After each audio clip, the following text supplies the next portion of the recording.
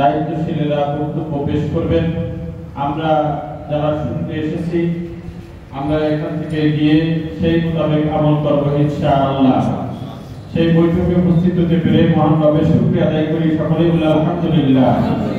দরুদ ও সালাম পাঠাই আমাদের প্রিয় নবী, বিশ্ব নবী, সর্বকালের সর্বশ্রেষ্ঠ নেতা জনাব মুহাম্মদ রাসূলুল্লাহ, সকলেই বলি সাল্লাল্লাহু আলাইহি ওয়াসাল্লাম।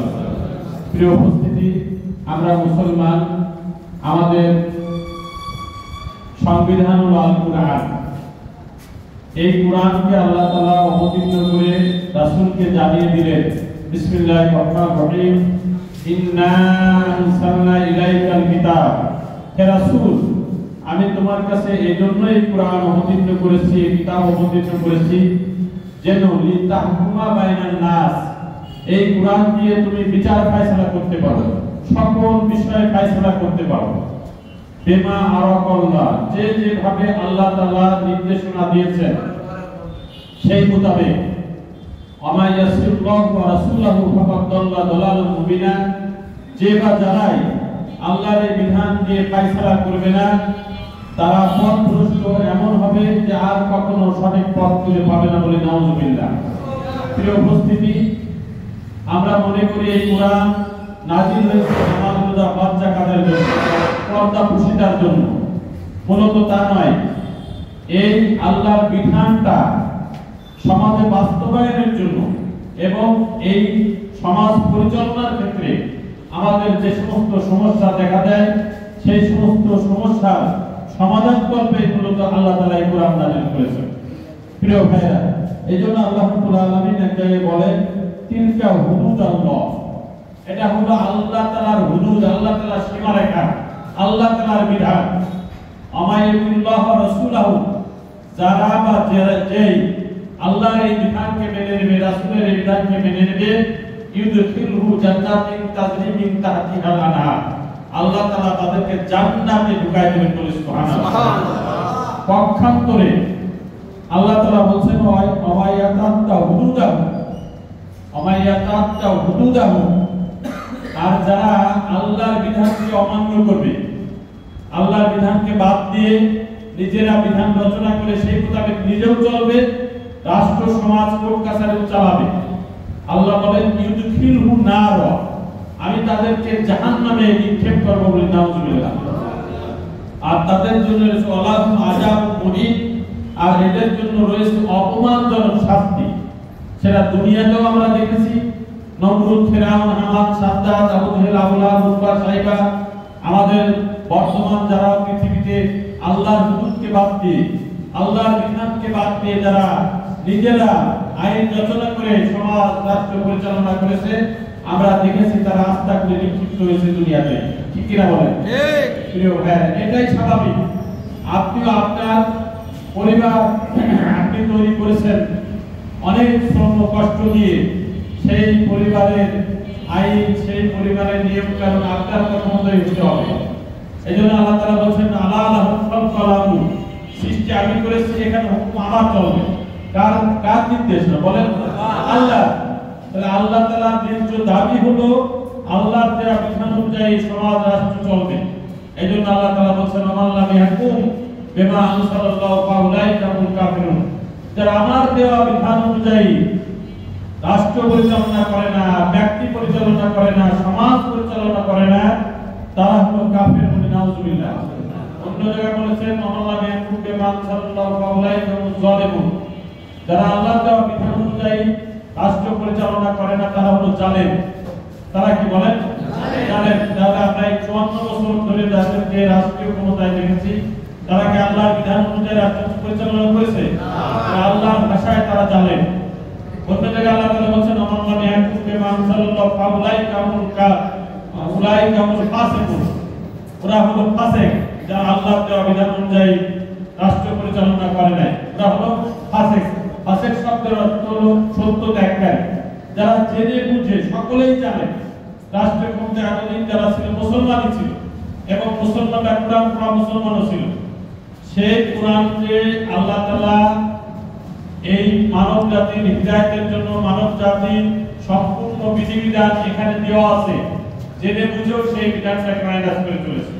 এইজন্য তারা ফাসিক, আল্লাহু লা ইয়াহদিল কওমাল ফাসিকিন। আল্লাহ তাআলা বলেন এই সমস্ত ফাসিকদেরকে আল্লাহ হিদায়াত দেন না, এরা হিদায়াত থেকে অনেক দূরে নিক্ষিপ্ত হয়েছে বলে নাউযুবিল্লাহ।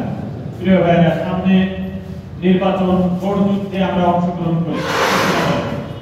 এই ভোট যুদ্ধ, ভোটটা হলো পবিত্র আমানত, আমরা সকলেই জানি। আমলিগু বলে, বিএনপি বলে, জামাত ইসলাম বলে, সকলেই বলে। আল্লাহ তাআলা বলেন ইন্নাল্লাহা ইয়ামুরুকুম আন তুআতুল আমানাতি ইলা আহলিহা, নিশ্চয় আল্লাহ তাআলা নির্দেশ দিচ্ছেন যে তোমার কাছে যে আমানত রয়েছে সেই আমানতটা যথাযথ পাত্রে অর্পণ করো। তাহলে ভোটটা পবিত্র আমানত, এই ভোটটাকে আমরা যেখানে সেখানে দিতে পারবো না। আল্লাহ তাআলার নির্দেশনা দ্বারা যেহেতু আমানত যার প্রাপ্য ঠিক তাকেই দিতে হবে।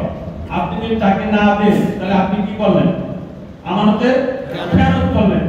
এই যদি শুধুমাত্র যে আমানত ধরে ভোট দিলেন, আমি চুরি ডাকাতি করলাম, আমি রাষ্ট্রের অর্থ সম্পদ পাচার করলাম, নিজে ভোগ করলাম, এই যে করলাম, আমি শুধু আমানতের খেয়ানত করলাম না, আপনি যে আমাকে ভোটটা দিয়ে আপনিও কিন্তু আমানতের কি করলেন? খেয়ানত করলেন। আমরা মনে করি কিছু ধন সম্পদ একজনের কাছে রাখা হলো, সে দিল না, আমরা তাকে মুনাফিক বলি। কারণ আমানতের খেয়ানতকার কি বলেন?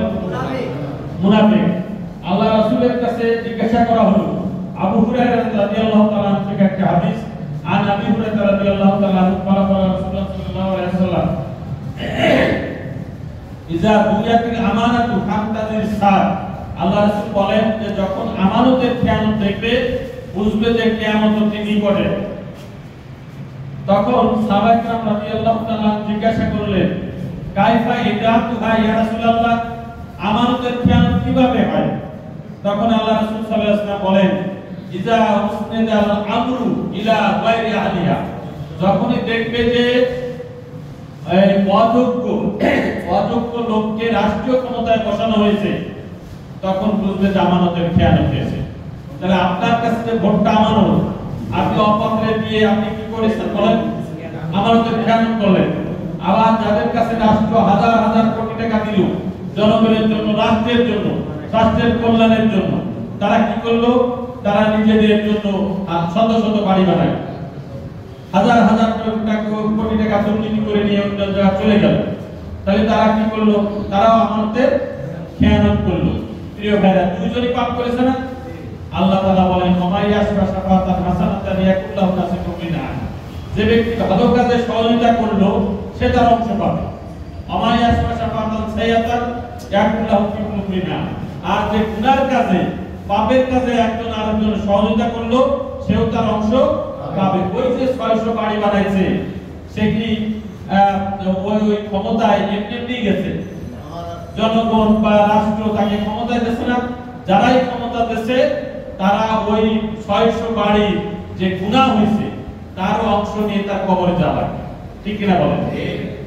এইজন্য কিয়ামতের মাঠে যায় দেখা যাবে যে অনেক মামলা তার নামে, দুর্নীতির মামলা। তখন সে বলবে, কি ব্যাপার আল্লাহ, আমি তো মেম্বার ছিলাম না, চেয়ারম্যান ছিলাম না, তা আমার ঘাড়ে এই দুর্নীতির মামলা কেন? তখন আল্লাহ বলবেন যে তুমি এই যে একজন দুর্নীতিবাজকে ক্ষমতায় বসাইছিলে, সে যত অপরাধ করেছে তার অংশ তোমার আমলনামায় চলে আসছে। প্রিয় ভাইরা, এই জন্য আল্লাহ তাআলা বলেন তাওয়ানু আলাল বিররি ওয়াত তাকওয়া, তোমরা পরস্পরকে ক্ষুধাবৃত্তি কাজে এবং ভালো কাজে, বিররি মানে ভালো কাজ, ভালো কাজ এবং ক্ষুধাবৃত্তি কাজে তোমরা একে অপরকে সহযোগিতা করো।